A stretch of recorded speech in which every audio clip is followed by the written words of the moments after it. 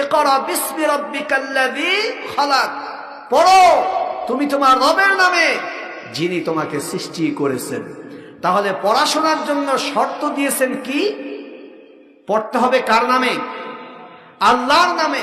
তার মানে হলো এমন শিক্ষা অর্জন করার জন্য আল্লাহ তাআলা বিশ্বনবীকে বললেন, বিশ্বনবীর মাধ্যমে গোটা বিশ্ব মানব মণ্ডলীকে বললেন যে পড়াশোনা করলে আল্লাহকে চেনা যায়, যে পড়াশোনা করলে রাসূলকে চেনা যায়, যে পড়াশোনা করলে জাতির খেদমত করা যায়, যে পড়াশোনা করলে সমাজের খেদমত করা যায়, যেই পড়াশোনা করলে